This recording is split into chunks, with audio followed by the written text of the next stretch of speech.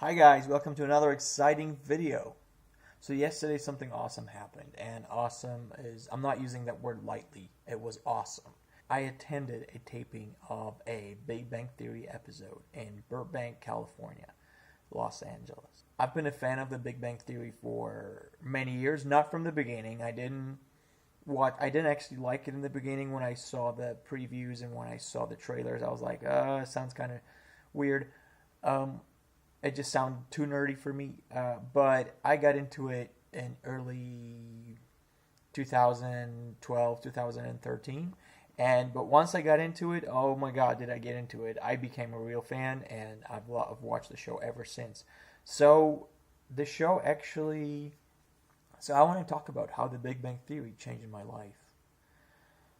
It all started in the UK. Back in 2014, I started having depression.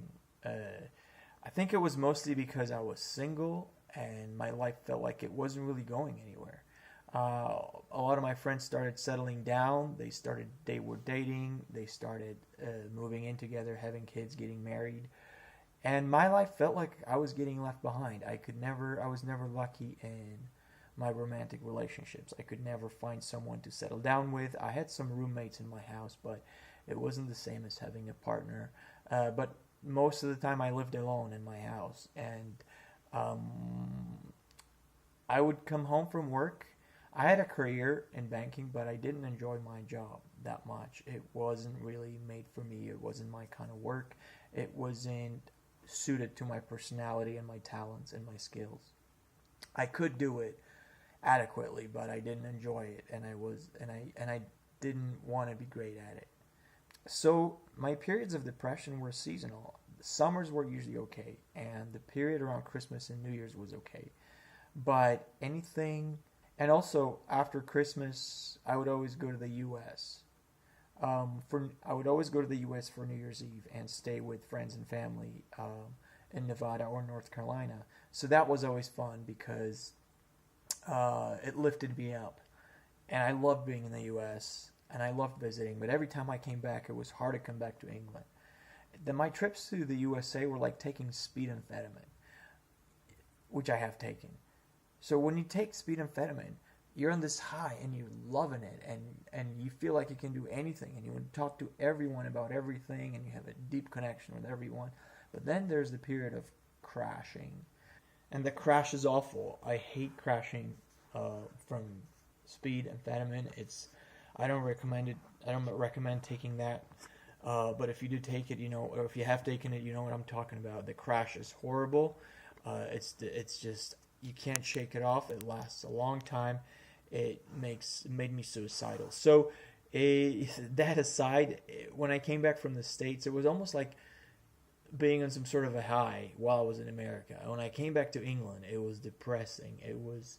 I didn't want to be there. It was cold. It was rainy. It was great. I didn't have any family or friends there. I didn't have a partner.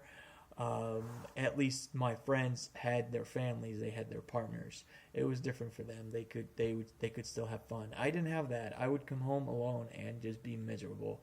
And yeah, I would hang out with my friends sometimes or on the weekends.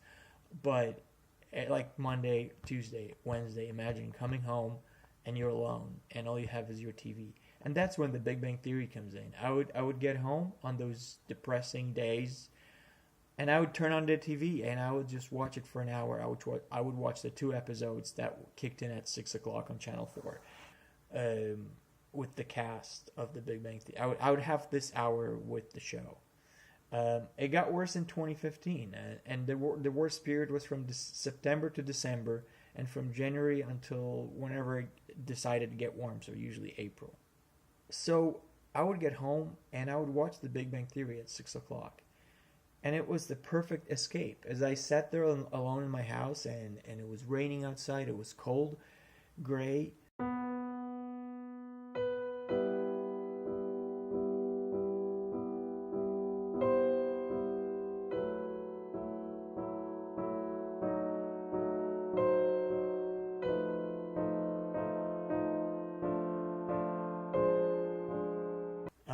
I felt like I had an escape. Um, The show made me laugh. It gave me hope. I fell in love with the characters. And even though I knew it was just entertainment, I knew that those people were just actors. I made believe that it really happened. I made believe that they were real people, and their adventures, their lives were real. And I just kind of got into it. And I know it's just like, it's not a show with that much depth. It's a sitcom. It's just meant to make you laugh a little bit and then forget about it. But it really lifted my spirits. Every day I watched it, I felt better. And that 1 hour, when I finished, sometimes I had a little bit of wine to drink with it. After that hour, I felt better. I had hope. I felt like my life wasn't hopeless. So I watched it for a few years on a regular basis. It was like therapy. It was like free therapy. And I got to know each character really well. And the writers do such an amazing job. The writers of The Big Bang Theory, that the characters are consistent, even though they grow and they mature. That their personality traits remain the same, so they are like real people. You don't feel like there's too much change in the show. And the show takes place in Pasadena, California. So in February 2016, I took a 3-week vacation from my job in the UK, and I came to California for 3 weeks.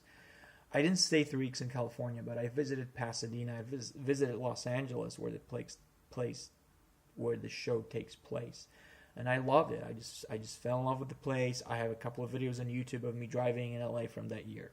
So yeah, it was fun to visit the places that are featured, referenced in the show, like the Cheesecake Factory, Olive Garden, the Pottery Barn. There's an Irish pub that Leonard made a lie that he went to one episode, and I found that pub. I saw downtown Pasadena. It's a really cute little town.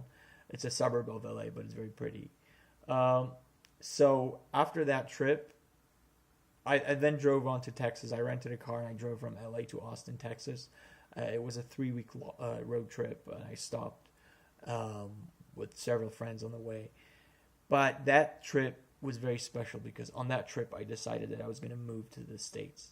I was done being miserable in England. I was done having a dead-end job and doing nothing and just wishing that I lived in California or in America. So that show wasn't my entire inspiration to move here, and it wasn't the entire decision maker, but it certainly played a part. And The Big Bang Theory gave me hope, and it made me realize that life is too short to sit and be miserable and feel depressed.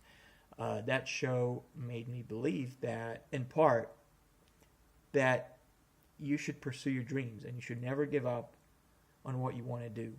It's never too late. You're never too old. When I moved back to the States, I used to live here as a kid, but I'm not a U.S. citizen, so it wasn't that easy for me to move. But when I moved here, I was 39. I moved here last year. I was 39 years old. So it's never too late. Even if you're 50, you can still pursue your dream. You can still enroll in a course and go to school and do something completely different when you're 50 or 60. Just it's never too late. So this is the story of how the show changed my life. So this is a little background. Yesterday, I actually went to see a taping of a Big Bang Theory episode in Burbank, California. It was the best day of this year. I had so much fun. I was so excited. And the reason I was able to do that is because I went on a date once, and my date was really boring. Like, we talked, and it wasn't really going anywhere. There wasn't a lot of chemistry. It was right here in California. And this guy went to get us a round of drinks. And while he was away from my table, I made eye contact with another guy. He was an older guy. He was sitting there. And we started talking out of the blue. And it was fun. It went on we just exchanged a few sentences. Then my date came back. And we continued our boring date. And I noticed that other guy that I had just spoken with was wrapping up his dinner and getting ready to go. So I said, as he was getting up from the table, I said, well, it was nice to meet you. Bye. And then he came over to our table and he started talking to us. And the three of us started talking a little bit, and he was asking questions. So are you guys like work colleagues, or is this a business meeting? What is this? And we're like, no, we're just like having drinks. and then he gave me his card. So after the date, which didn't last very long, the guy went home, and I called this guy. Let's call him Nick. So I called Nick, and I go, "Hey Nick, so what you doing?" And he goes, "Oh, I just got home." He goes, "Hey, I'm still out. You want to come out?" And so he came back out, and we had like the best time. We had dinner together. We had the best time, and we never really dated, Nick and I, but we stayed friends. So then it turns out that Nick works in Hollywood. He is a producer of a show. He produced and directed a show. I'm not going to name it because then you can just Google it and find out who this is. But he is a Hollywood director. So through him, I told him, like, oh, you know what? I just mentioned it matter-of-factly one day that I love The Big Bang Theory. He goes, oh, really? I know the guy that produces it and or the people that produce it. So I said, really? Could you get me tickets to see the show, to see the taping, the live production? He goes, sure. So he got me and my boyfriend two VIP passes. So we went to Burbank, California last night. The taping started at 5 o'clock. No, the taping started at, we got there at 5 o'clock. The taping started at 6:30. And it was so awesome to sit on a live taping. It was awesome. Like, all the guys were there, all the actors, Mime, Johnny Galecki, Kelly Kako, however you say her last name, Jim Parsons. They were all there. And Melissa Rauch, they were all there. And, to be in such proximity to them, we were sitting in second row, was awesome. But that wasn't the best part. So after we had witnessed and we were the audience, we participated in the taping of the show. We provided the laughing track to every scene that was taped. And on the average, it took him 2 times, maybe 3 times to tape every single scene. And poor Johnny Galecki, he had injured his hand. He had an ice pack on his hand the whole time. So his face was in pain the whole time. But it was so much fun to be there. I just can't describe it. I was ecstatic. My adrenaline level was up here. I was so excited. Anyway, so after the show, we were kind of all, ushered out. And I was really wanting to go backstage. And we didn't get... I noticed that security gave these pink passes. Wait, I'll bring one. So yeah, they started handing out these passes. Warner TV Productions to people, and my boyfriend and I didn't get one, even though we had VIP seats. But not every VIP person got this pass. Only certain people got this pass. So after the production, I went to security and I said, hey, we are Nick's guests, and we were supposed to get these passes. And by the way, I didn't know that we were. I just made it up because I really wanted to go backstage and I wanted to meet the crew. And they were like, oh, well, let me check the list and let me call so-and-so. So the security guard called someone else, and this production woman, again, I don't want to say her name, but she came out. She was part of the production crew, and she says, oh, you're Nick's guest, right? I'm like, yes, we are, but he's not here. I'm like, no, he's not, but, he told us we could go backstage. And she was like, she just made a call. She was like, you know what, that's fine. You guys can go backstage. So they gave us these passes, and we could go backstage. And it was so awesome. I was on the freaking set of The Big Bang Theory, on the actual set they've been using for years. By the time we got behind the scene, almost all the actors had left. The only actors left were Mayim Bialik and Penny, Kelly Kako. I can't say her name. She was still there. So only those two. We kind of rushed past Nayar, Raj, the guy who plays it, Raj Guthrapali, Nayar Kumar. He rushed past us, rather. He just wanted to go home. He was really tired. Johnny Galecki went home right away because he was sick. Didn't really see Jim Parsons other than from where I was sitting as a member of the audience. So yeah, but I got a selfie with Mime, and I spoke to her. She was so awesome. She was really nice. Some stranger comes up to her and it's like, hey, my name is blah blah blah, and so she was really cool about it. We had a quick chat. Here's our picture together. And I spoke to Penny. I spoke to Kelly, and she was there with her pet rabbit. She's got a pet rabbit, and that was so cute. You know, we're just talking about that, and again, she was there with her friends, and I didn't want to be too imposing and awkward and be like just barged in on a conversation, but I kind of managed to join a conversation that she was a part of and just say a few things to her, and it was just awesome to see those guys. I also got to see the set. I got to sit on Sheldon's. I got to sit on the couch in Sheldon's spot.